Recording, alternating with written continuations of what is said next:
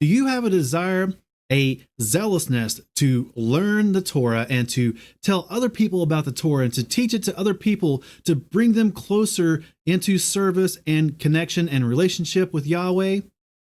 Well, you have a connection to Ezra, who we're going to be learning about right now in this teaching.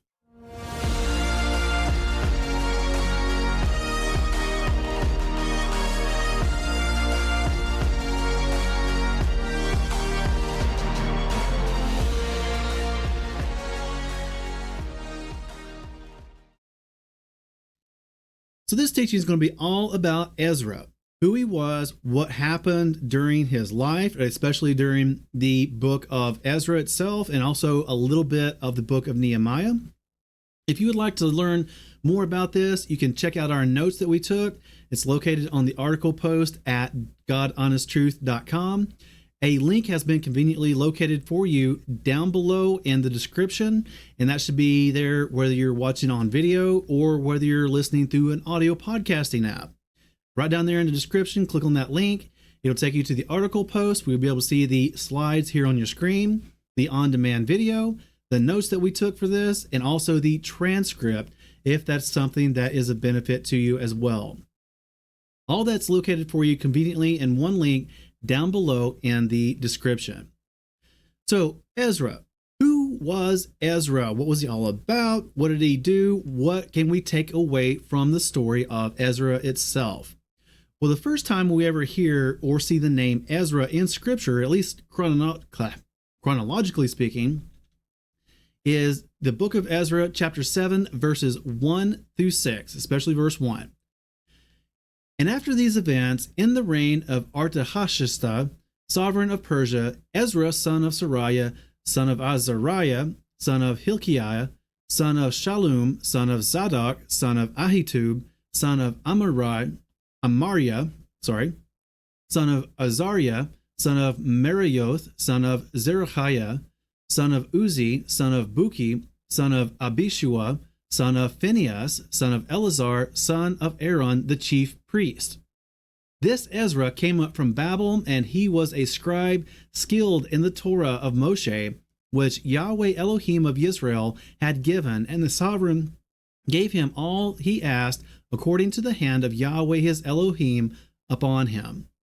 So here we see the first mention of Ezra, and it's only near the end of the book of Ezra. In fact, the book of Ezra is only 10 chapters long. It's sort of like the book of Esther. Very short, very quick read if you ever want to go through it from chapter 1 through the last chapter, chapter 10. But we don't see Ezra come on the scene until chapter 7 in the book of Ezra. And here we can see that Ezra is a direct descendant of Aaron, the first chief priest, when Moses and the children were in the wilderness and they set up the Levitical priesthood. Ezra is a direct descendant of Aaron himself. And the book of Ezra is very keen on lineages. And you'll see why in a minute when we get into more of the story about Ezra. But there's a great emphasis placed on lineage and who has this priestly lineage and can they prove it. And right here when we're introduced to Ezra, they prove that Ezra was a priest because it was very important during this time. You can also see that Ezra was someone who was very skilled and educated in the Torah, which is also going to be very important and plays a crucial role in what Ezra was to do during his lifetime. But the name Ezra itself, we don't get too much help from the lexicons. We get a little bit. In fact, the concordances and lexicons are very sparse when it comes to Ezra. But Ezra's name literally means help or helper. And in a sense, that's exactly what Ezra did during his lifetime.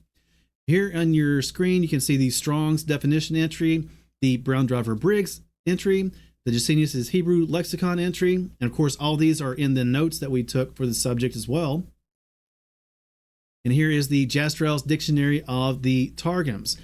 Basically, these lexicons and concordances just state that Ezra was a priest and a scribe. And one thing to clear up real quick, because I know it'll probably come up in the comments somewhere. On our image that we put for this video. It's got Ezra, prophet and priest. We've already established that Ezra is a priest. He's of the priestly lineage. But he's not directly so much a prophet as you would normally think of a prophet, sort of like Moses or Samuel or Zechariah, people like that. He's not really in that category of prophet, but he is still considered, at least through tradition, as one of the prophets, and is included in the section of prophet and prophetic books. So just to clear that up real quick, but he was most definitely a priest and a scribe. In fact, he became the high priest when the Judeans came back from the Babylonian exile. A few statistics about Ezra. Like I said earlier, the name Ezra itself means help or helper. And if you take a more extended version of Ezra, something like Azariah, can't even pronounce that correctly. But anyways, you got that YAH ending on it, on the end, which means Yahweh is my helper, or Yahweh helps. Like we said earlier, he's a direct descendant of the chief priest Aaron, who started the Aaronic priesthood, or was the first one in the Aaronic priesthood. He lived, Ezra did, from about 480 BCE until about 440 BCE. Relatively speaking, according to our lifespans, that's fairly short, about 40 years, but he got a lot accomplished and a lot of good things accomplished during this time. His father's name, as we read in that lineage earlier, was Sariah. Interestingly enough, Sariah means Yahweh has prevailed. Very cool, very awesome name. If you have a son here in the future, consider Sariah. As far as the rest of Ezra's family life goes, we know extremely little to nothing about it. We don't know who his mother was. We don't know if he was married, if he had children. We don't know if he had siblings, brothers and sisters. We know very little about the rest of Ezra's personal life. In fact, the whole book of Ezra and the story of Ezra really does not focus on his personal life, just more of his mission and what he did for Yahweh in bringing the people back and restoring the people to the Torah. He was also a contemporary of the prophet Nehemiah, and interestingly enough, the books of Ezra and Nehemiah at one point were one book. Nowadays, we consider them to be two books, the book of Ezra and the book of Nehemiah. Like I said, at one point, they were one book, the book of Ezra and Nehemiah. Fairly interesting. And you'll also hear the name Ezra pronounced a little bit differently sometimes. You ever heard of Esdras? Well, Esdras is actually referring to Ezra. You've heard of the books 1st, 2nd, 3rd, and 4th Esdras. This is still referring to Ezra. And not to get too much in the weeds, but way back in history, there was a difference of opinions on names and how names should be used with different books of the Bible. But anyways, that's where it comes from. Ezra at one point was also pronounced as Esdras, or referred to as Esdras. So just a little thing to put down in your notes if you're one of those note-taking nerds like I am. Now, we saw earlier that Ezra was well educated in the law, or in the Torah of Yahweh. We also see this again in verse 10 of chapter 7 of the book of Ezra. For Ezra had prepared his heart to seek the Torah of Yahweh and to do it, and to teach laws and right rulings in Israel. So Ezra was well educated, well learned in the Torah, and he was zealous for the Torah. And it was his mission to teach the Torah to the people who were coming back from Babylon, coming out of exile, returning to Jerusalem. Now, before Ezra came out of Babylon himself, I guess you could say prophet Zerubbabel had already preceded him, went back to Jerusalem, rebuilt the temple So now we've got the foundation, we've got the actual building, the temple, and this is when Ezra comes back. So Ezra comes back out of Babylonian captivity, and he does so with the king's blessing and also with the king's financial support. We read Ezra chapter 7 verses 12 through 28. Fairly long passage, but I think this really, well, you'll see. We'll make some connections here in just a moment. But Ezra chapter 7 verses 12 through 28. Artahshasta, sovereign of sovereigns, to Ezra the priest, a perfect scribe of the law of the Elah of heaven.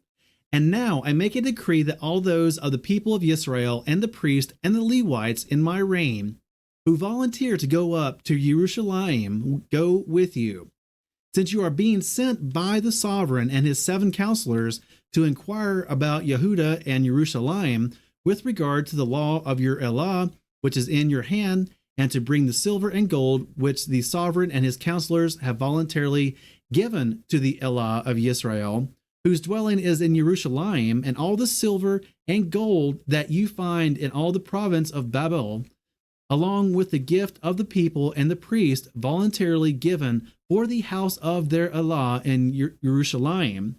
Therefore, with this silver promptly buy bulls, rams, lambs, with their grain offerings and their drink offerings, and offer them on the slaughter place of the house of your Elah in Jerusalem. And whatever seems good to you and your brothers to do with the rest of the silver and the gold, do it according to the desire of your Elah, and the utensils that are given to you for the service of the house of your Elah, put back before the Elah of Jerusalem, and the rest of the needs for the house of your Elah, which falls to you to give from the sovereign's treasure house. I, Artahshasta, the sovereign, do make a decree to all the treasurers who are beyond the river, that whatever Ezra the priest, the scribe of the law of the Elah of heaven, does ask of you, let it be done promptly.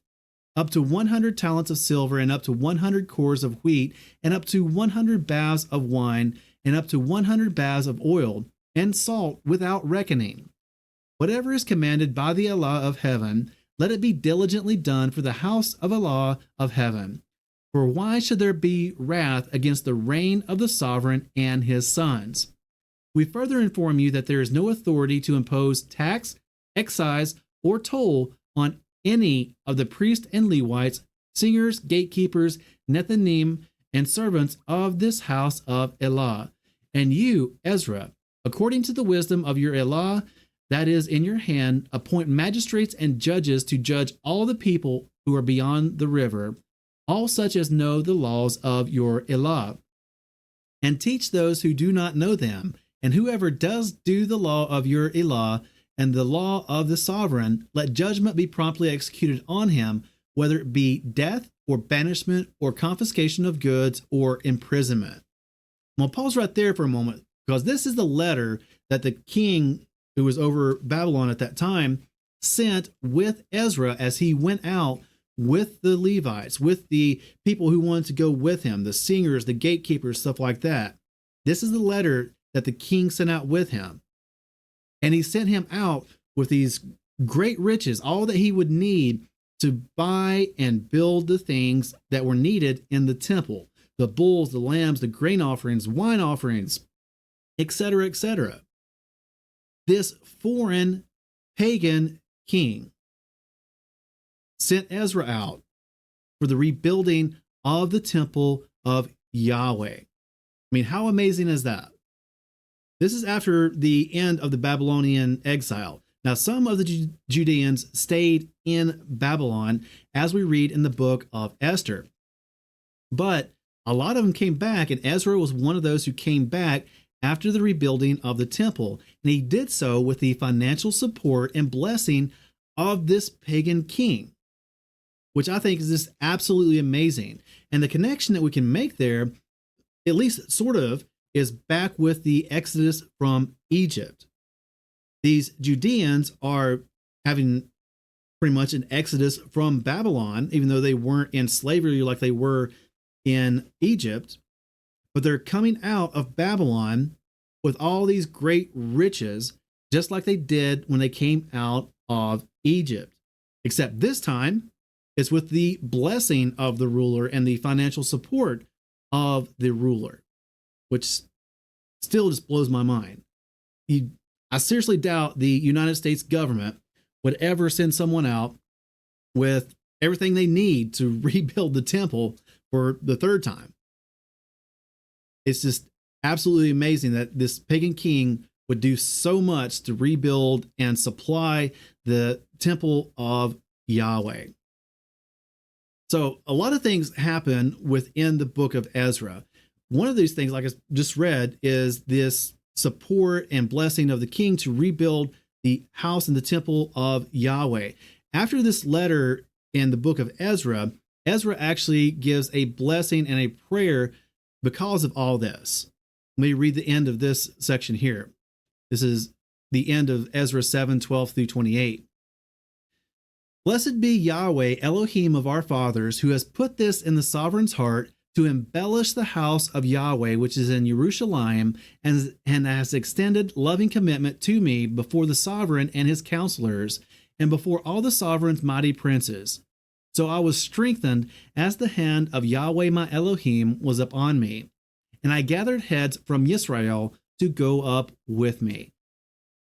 So Ezra is praising Yahweh for this wondrous blessing from the king, and is all by the hand and the workings of Yahweh.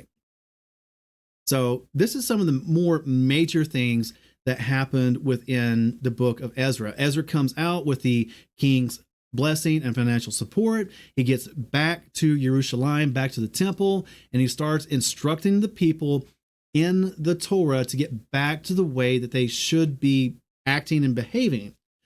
Well, one of the issues that comes up is that the people were married to foreign pagan women. Then we read in Ezra chapter 10, verses 10 through 11, and Ezra the priest stood up and said to them, You have trespassed and have taken foreign women, adding to the guilt of Israel. And now make confession to Yahweh your Elohim, Elohim of your fathers, and do his desire, and separate yourselves from the peoples of the land and from the foreign women. Now, we know there's a commandment not to go out and marry foreign women. Deuteronomy chapter 7, verses 2 through 4. And when Yahweh your Elohim gives them over to you, you shall strike them and put them under the ban completely. Make no covenant with them and show them no favor. And do not intermarry with them. You do not give your daughter to his son, and you do not take his daughter for your son.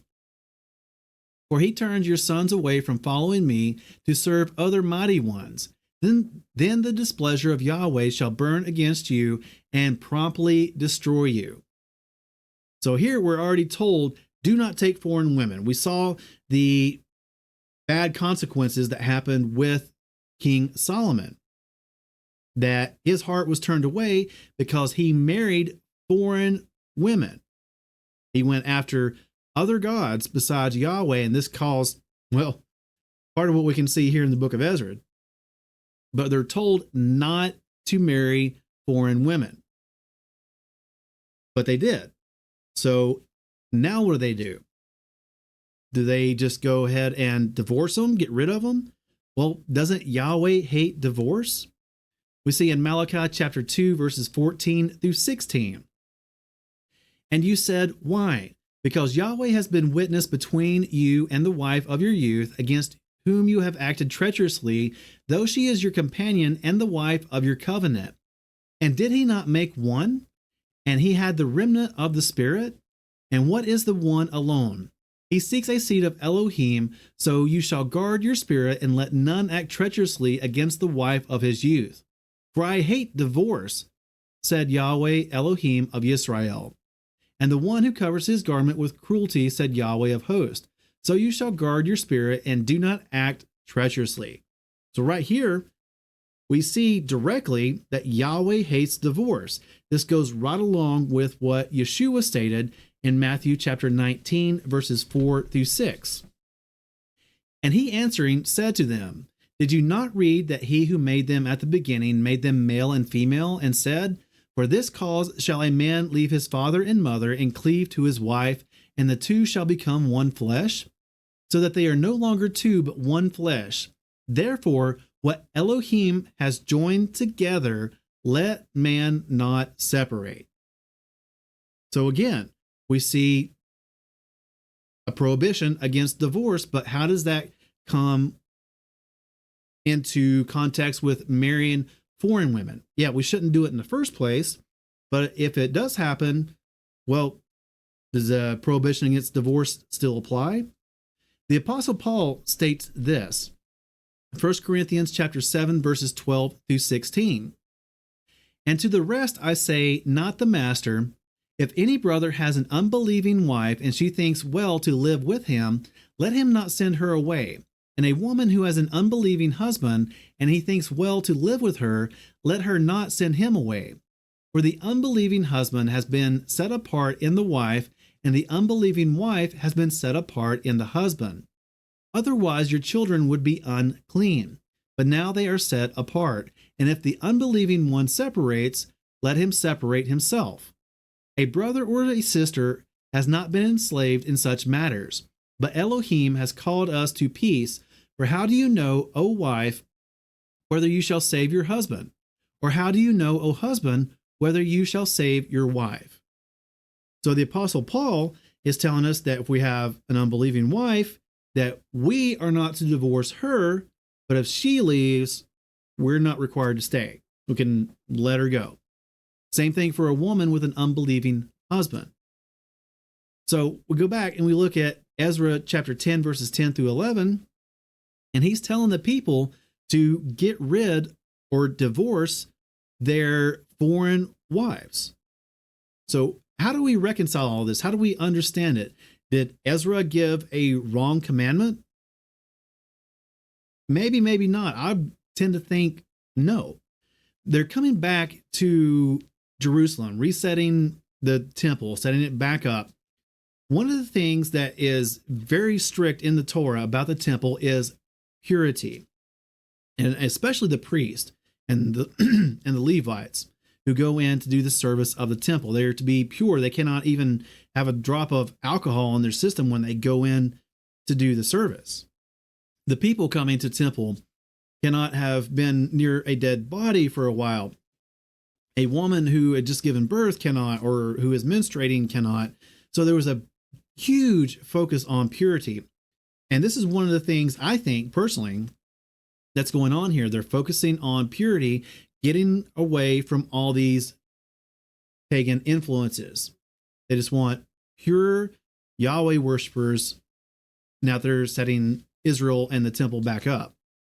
Another thing, if you look back at what the Apostle Paul said, he's stating here an unbelieving wife or an unbelieving husband.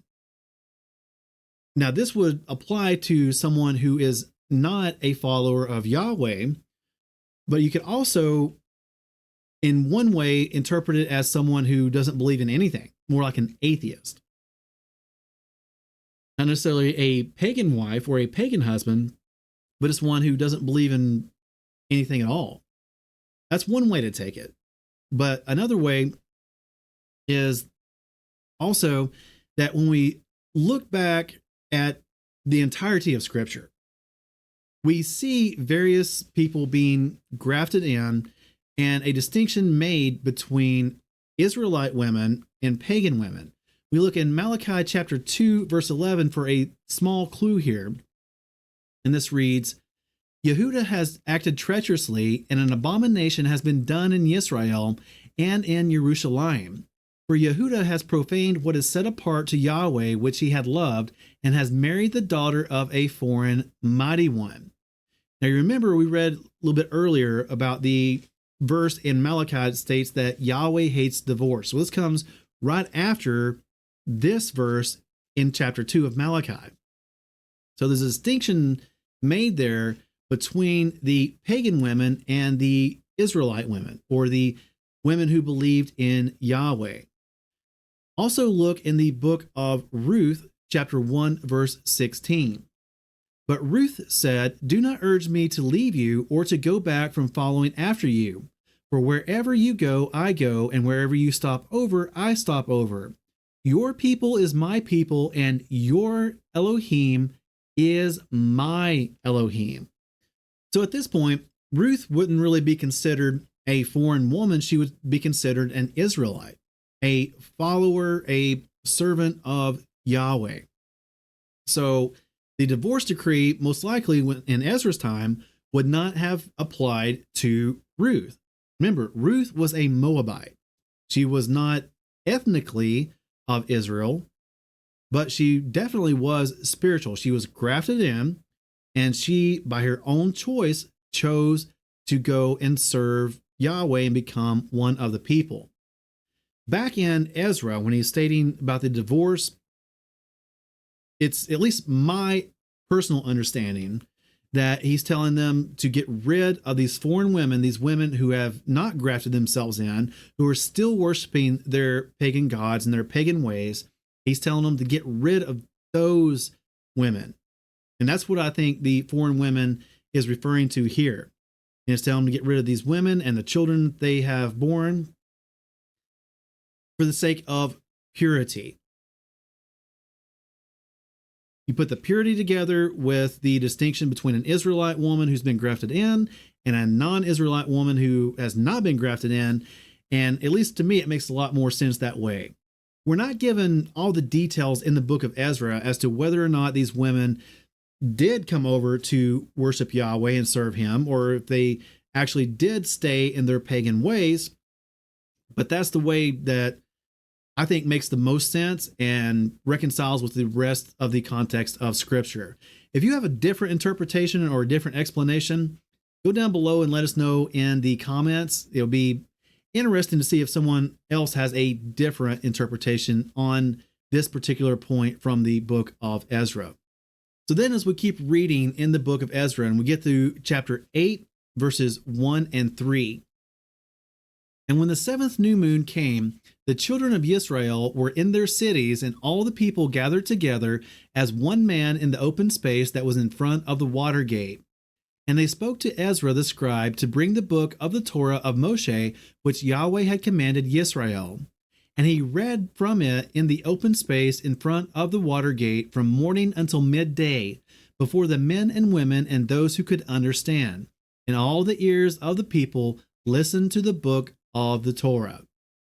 So here he's starting the re-education of the Judeans, of the Israelites, in the ways of the Torah. So he starts reading from the Torah, and it goes from morning until midday. Like half the day is gone just reading the Torah, getting them started back into being re-educated out of their Babylonian influences. Also notice something that's very interesting here. It says the 7th new moon. So they're in the 7th month when Ezra starts doing this. And this lasts for more than one day. And in fact, on day 2, something interesting really happens. Nehemiah chapter 8, verses 13 through 17.